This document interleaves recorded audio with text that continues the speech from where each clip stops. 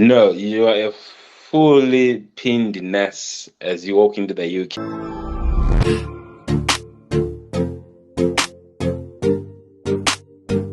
Hi Oh, everyone, you're welcome back to my channel. I have a special guest in the house.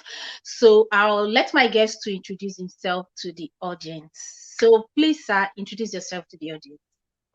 no, thank you. Thank you so much for inviting me to your channel. My name is Elijah Denere, one of the nurses now who came through Poland. Thank you, Mr. Elijah, for coming to my live video. Without wasting much of my audience time, I know a lot of people have been asking me, okay, fine, you said when you graduate from Poland, not experienced because of the language issues, working in other country, how possible it is I should invite someone. So now, guys, you've seen I've invited him. So I'm going to be asking him a few questions, about 10 or 11, and pay attention what he has to say. Mr. Elijah, could you briefly tell us your experience while studying nursing in VC? Well, at first, it was fear of the unknown. You know, when you're coming from Africa into a European country for the first time, and we have had stories about racism in Poland. And well, as I've said, it was fear of the unknown because when you got to Poland, it was really a nice journey. And it was helped by the fact that our university, Visay University, welcomed us with both hands, and they made us comfortable, and we really enjoyed our time there in Poland. Thought that it was going to be very difficult for us in terms of the language barrier, but then it seems like the Polish people are slowly embracing English as a language, especially the young ones.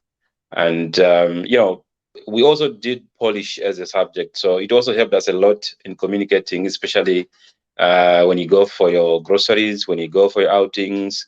Even when you're going to those summer jobs, it's mainly Polish speaking environment. So it helped us as well to engage with the Polish people in their own language. Yes, we might have not been 100% efficient in their language, but for the 3 years that I spent there, I could say, well, I understood what they were trying to say, and especially when you're engaging in those in buses, in shops, and we didn't struggle to buy things there because we could understand what they were trying to say. But in many cases, we were using English. If not, the good thing about these days is that we've got technology which is helping things out, and you could use Google Translate to see what the instructions are. Have you had a situation where during your hospital practicals where you had issues of patients rejecting you, attending to them as because you are a nurse student? To be honest, it's something that is expected in a foreign land. Not even in a foreign land, I think even here in England as well. But during my time at Visa, or during my time at practicals, because we normally go to hospitals with English speakers, with English speaking supervisors, that is. But before you go to your practicals, they teach you the basics. Because if you want to ask a patient, if you want to ask the patients a permission to take to check their observations, you'll have to probably speak in Polish, isn't it? So it's a simple, it's a few sentences in Polish.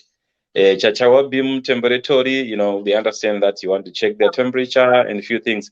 But like you said, I've had a few instances where patients would say, I don't want to be attended to by a student. But during my time, I've never come across such. Wow. I've never been, because the supervisor that we had created an environment where patients would appreciate that these students are learning and all that. And it really was amazing for us, for my group especially. Wow, that's interesting. My third question for today is any reason why you decide to work in UK, not Ireland, or maybe Norway or Germany? Did you decide to go to UK? Well, I wouldn't go for another language as well, especially after coming from the Polish language, which is believed to be the hardest under the sun. Yes, Mhm. there are so many opportunities across Europe. The good thing about our degree is that uh, if you graduate in Poland, your degree gives you automatic recognition across Europe. And as such, what you only need to do is to fulfill the language requirement for that country's registering board. Like if you want to go and work in Germany as a nurse, what you need to do only is to pass your German language exams. If you want to go to Norway, it's the same. Pass the Norwegian language. If you want to go to France, just pass the French language. But then I found it much easier for me to do my English IELTS and then register with the NMC because, as I've said, in any European country, it's automatic recognition for as long as you fulfill the language requirement. So in England, I found it much easier to do IELTS and then just be registered with the NMC, and that's what exactly I did. I passed my IELTS and then got registered with the NMC, and then got employed by my current employer. That's awesome. Okay, my next question is, immediately after your graduation, how many months did it take you to get a job to UK, to leave Poland to UK? Well, I graduated in July, end of July, that is, and by November I was already in the UK. So my start date was delayed by a few things, but all things being equal, the process takes between 2 to 4 months to finish. Because in many cases, they'll be waiting for your PIN for them to give you a start date. And once you've got a start date, then you can then apply for a visa. So yeah, everything depends on the PIN, and also depends on the visa application. How long does it take to process the visa? During my days, that was last year, I think I applied for a visa and it came out within 9 days. So my start date was more of an agreement between me and my employer, because I wanted to sort a few things as well. But had it not been for those few things that I wanted to sort out, I would have probably started by early November. So I would suggest that the process takes about 2 to 3 months, 4 months at most. But now because we were the first group as well, so a lot of things we were kind of slow in terms of processing. Getting information was a bit difficult. But now the groups that are coming now, they've got the information in their hands because they have seen us do it, and they now know that if you want to do this, you've got to do this first. So they're always on time in everything. So it kind of give them less time in terms of the day of graduation and moving to UK. Okay, I want to draw your attention back to what you said. You talk about PIN. Is it in NMC in Poland giving the PIN, or in the UK? Because I for my understanding, I noticed that having PIN is someone that are really like a registered nurse that have done the OSCE and the rest. So I'm not really getting that part, the PIN part you mentioned. All right. The PIN part is that after your graduation in Poland, what happens is you go to the local nursing council in Lublin. That's if you are in Lublin. If you are in Warsaw, you also go to your local nursing council in Warsaw. If you are in Gdańsk, you do the same. If you are in Łódź, you do the same. So what happens is you go to your local nursing board, which then gives you a certificate to say your certificate is valid. You've trained nursing in their province, and they recognize your qualification. And then from then, you go to the main chamber. You don't go there, basically. You just email them to say, well, can you please confirm with the NMC? That's if you want to come to the UK. I don't know much about other countries because I didn't apply. I didn't try to apply in those countries. But with the NMC, what happens is you then email NMC also. Nurses Council in Warsaw, which then writes to NMC to say Elijah Denere is a qualified nurse. He can register with the board for him to train as a nurse, right? They've cleared you on their part. So what happens then is that you then submit your papers to NMC. You start your application with NMC, and then with that recommendation from the Polish Nurses Council, they then can be in a position to register you. Okay. And then they then give you your PIN. Yeah, so you can actually get your PIN while it's in Poland.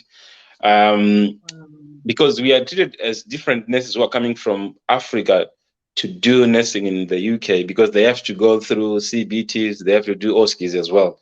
Unlike us who are coming from Poland, we are not supposed to do CBTs and OSCEs as well. It's just direct recognition. Wow. And so you are Wow. directly registered with an MC. You get your PIN without sitting for the OSCEs, without sitting for the CBTs. But I'm told it's likely to change in 2023 January. So probably the students themselves, they just need to keep an eye on the NMC website to see if Yeah. whether they've changed that. But for now, you don't need to. You don't go through the CBTs. You don't go through the OSCEs. It's just direct, automatic Wow. recognition, and then direct. You get your PIN directly. Wow, that's awesome. I really love that. Yeah. Thank you so much for that information. Yeah. My next question is going to be, are you giving option to sign 1 year contract or 2 years contract? Because I noticed some of the nurses, most of these agency in the UK employ from Africa. They bound them to 3 years contracts and 5 years contracts. Well, contractual issues depends on one's circumstances, isn't it? So, in many cases, if you go on track jobs or if you go on NHS jobs, there are so many jobs there. So, depending on the hospital, they give you a sponsorship for 3 years initially, and in many cases, if they are giving you monies for the NMC, for the visa itself, in that case, I believe they will bind you to say you will not leave us for the 3 years that you'll be working for us, unless you pay up or you pay off whatever they might have given you on your visa application and or on your IELTS as well. But in my case, I didn't get any sponsorship with regards to finance from the hospital that I'm working for. I did my things on my own, and so I'm not bound by them.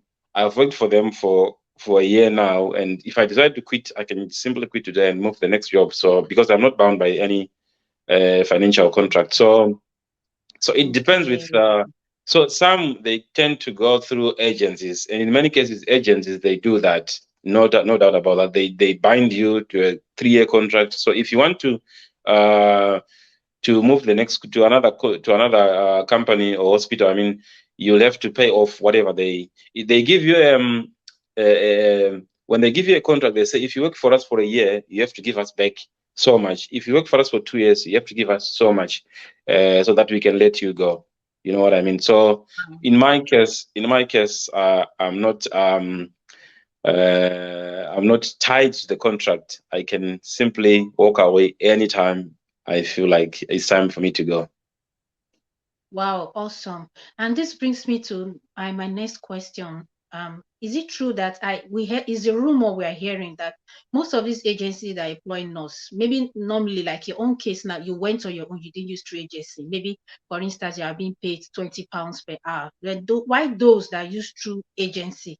They said the agency have a cut from their salary, so they may be paid like maybe £13 or £12 or £11. Is that true? I don't think it's true. You know, the thing is, the NHS, they put a budget for recruitment, right? And as they put a budget for recruitment, they do pay their agencies from that budget. So the agent doesn't get anything from your salary. Your salary is yes, your salary. If you're working for the hospital, your salary, they don't take any kobo from your salary to pay the agents. They pay the agents from their own finances. That is so. In terms of salary wise, you are safe. I don't know much about those who are going to private hospitals or to nursing homes, but if you're coming to work for the NHS, you get your full salary without any deductions for the agents. Okay, that's good. Okay, my next question, you've already answered this, that you've already gotten your PIN before you came. Was it that immediately you got to US, in UK, you are working as a registered nurse, or you need a particular training for some months for you to be fully registered nurse? No, you are a fully pinned nest as you walk into the UK. So what happens is, as you get into the UK, because in many cases, we have done remote ID check. So they would want you to come and go to OSCE Center, where you can then physically be confirmed ID-wise, and then in their system, that is. But you'll have already have your PIN. You'll be registered nurse. You can start work. Yeah, that's what happens. But there are some who are coming in with band fours, depending on the hospital that you're working for, who are coming in as band fours, and then you go for your ID check, and then you get your PIN. But it's a process that takes almost a month to get your PIN after getting your ID check if you come to the UK. So in many cases, if you write to them that I'm in Poland, I can't come to the UK, the minute can I do remote, then they will ask you to send your documents. They verify your documents, and then they give you a PIN. Because in many cases, for this hospital to release your certificate of sponsorship, they need your PIN number. So you may need to do a remote check, and then you come and do the physical check once you get in the UK. They give you a minimum time to say, if you come in the UK, you probably need to do your physical ID check within 3 months. I mean, within 3 weeks of arrival. So you just have to book as soon as you get in the UK to get yourself ID checked physically, and that's it. Okay, so that clears the room. Thank you so much. Okay, if possible, can we know, like, I know by now your payment must have upgraded. So I want to have an idea of when your first month, how much do they pay new nurse coming from Poland? How much was your payment? How much was Well, it? it's really difficult to say, but well, Wow. it doesn't matter. We can It's have your first estimate. month. It doesn't matter. It Estimate. doesn't matter. It's your first month or it's your 7th month. Your pay remains the same. Probably the only benefit that you might have in your first month is that you won't be paying tax. They have what they call you have to get almost £12,570 cumulative before they start taxing your salary. But the salary for NHS is for everybody to see on the internet. It's everywhere.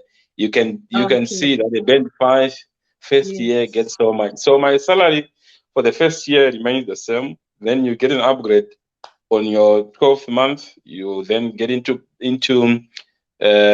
band 2 of band 5 until you get you reach the ceiling in 5 years. That's when you'll be getting, I believe it's now £32 a year at the minute. But so you go, as you get to a year, they upgrade you. As you get to a year, they upgrade you up until you get to the ceiling of band 5. Unless between the years you get to band 6, then you start on bottom of band 6 as well. But yes, NHS salaries are the same across the board. There is no secret. Anyone can just put them on the Okay. on So the guys, internet, hope you know that. So if you want to know how much, just go to NHS. If you are actually going to get a job direct to NHS Trust Fund, so that's their salaries basically. Okay, this brings me to my next question. So far you've been in UK, any regrets? No regrets at all. No regrets. I don't regret for the fact that I'm where I'm speaking English every day. Unlike if I had gone to other European countries, where probably I would still be learning how to speak Norwegian, Germany, and other languages in Europe. But here I feel at home because I can speak a language that everybody understands, that I can understand, and also for my kids as well and my family. It's English throughout the day. So I forgot to ask this. Since you applied direct, you didn't use through agency, so there was no opportunity for like free accommodation for a month, trying to settle down. So everything basically, you got the accommodation, everything yourself. Well, the thing is, as you do the interviews, right? The good thing about the English setup is if you are honest enough with them to say, yes, I want to come and work for you, but I don't have accommodation at the minute. Can you please help me with accommodation? They will definitely help you to look for accommodation. And as you do your interviews, because I did pass so many interviews, so I had to choose the one that suited my needs at the time. I think I had six or seven offers on the table. So you could then Wow. choose where it fits you the most. And so for the hospital that I'm working for, I'm in Birmingham at the minute. Hopefully, I will be here the next couple of years to come. So they did offer me accommodation for 3 months, and I didn't stay in there for 3 months though. I wanted to look for my own accommodation and possibly bring my family down here. So Yeah. they did offer me accommodation. They've got quite very nice and cozy rooms by the hospital actually, where they accommodate doctors and all that. So yeah, so that's where I was, and I then moved out to look for my own accommodation. But so as I've said, it depends with what is on the table, and if you're honest with them to say, I know nobody in there, can you please help me with accommodation? If they, in many cases, many hospitals, both they do bring international nurses, they do have accommodation, and if they don't have accommodation on their own, probably the HR team can help you to source accommodation for you if you are honest with them and say, I don't have accommodation, I don't have anywhere to, I don't know anyone in the city. Can you please help me? They'll definitely help you. Okay. I have one more question to ask based on what you just said. So it seems like you went before you bring in your family. So could it be that there was no opportunity for you to apply to come together with your family immediately, or it was basically your decision to go first before bringing in your family? Well, it was purely my decision to come Okay. first and settle and bring my family later. But the opportunity is there at the first instant of application. You can always apply for your family as well. But the thing is, Okay. you are coming into a new city, you need a big accommodation, you don't have money, you know nobody in there, so you just have to come in and Mm. settle yourself first and then bring your family. You can bring your family the next day, you can bring your family on the very same day that you bought your flight to board to UK, um, because with the COS it clearly says that it supports you and your family as well. So um, because if you're coming on a healthcare visa, you don't pay such charge, so the charges are also not that much, because I believe for the next operation that you apply for, it's about 350 euro thereabout. So it's quite reasonable. But the cost that comes with bringing your family at the same time with you are the ones that might be unbearable, because you might need quite a lot. You probably might need a bigger house, which is a bit expensive because England prices are going up at the minute. So you just need to be mindful of the costs that you'll be facing. So if you come down here, you settle first, and then you can always bring your family the next day. You feel like you are settled enough to, to bring your family. Okay, thank you so much, Mr. Elijah. Thank you for your time, for coming in, for honoring my invitation. And this will be the last. Any final notes, advice for other nursing students? Some will be graduating by March next year, and there are a whole lot of them that will be watching this video. So any advice for them in terms of signing contracts with agency and preparation towards the favor markets? Well, my advice to would be nurses, or those nurses who are coming into the UK next year. The thing is, if you want information, don't rely on someone else. Rely on yourself. The internet is there for you to do your researches, and Yeah. the NMC, they've got phone numbers, they've got emails, which you can easily dial, which you can easily email to. They always reply. So don't rely on hearsay, rely on the horse's mouth itself. So if you want to apply as well, the choice is yours to either apply directly to the hospital or either to use agencies. But in many cases, if you use agencies, you need to go through the contracts very carefully, because you might end up regretting. And also, you need to do a research on where you want to go and work. As many cases, people tend out to go to places where they end up regretting to say, well, I would have gone to this place, I would have gone to that place. So do a lot of researches before you make a final decision as to your destination wise, as to Because I've heard so many students, they end up taking the UK route probably as the last option. They would want to go to other countries. So if you think you don't want to come to the UK, you want to go somewhere else where they speak a different language, it's better for you to start doing it now. And if you think you want to come to England, the best time to start your IELTS revision is probably 2 semesters before you graduate. Because if you graduate and you then want to do your IELTS, it becomes impossible for you because you'll have a lot of pressure from back home. They'll be asking you, what's your next step? And you haven't passed your IELTS. And it gives you a lot of pressure. And in many cases, you end up failing those IELTS. And the only passport to England is IELTS or OET. Wow.